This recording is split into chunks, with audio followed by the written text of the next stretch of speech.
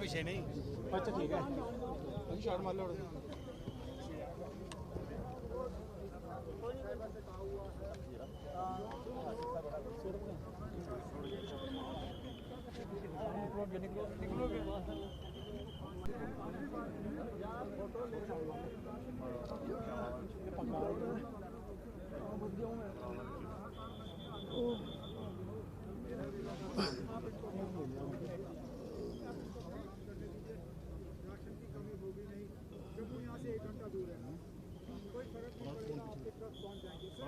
अभी कोई भूख से कोई नहीं मरेगा, वहाँ हमारा सामान चल रहा है।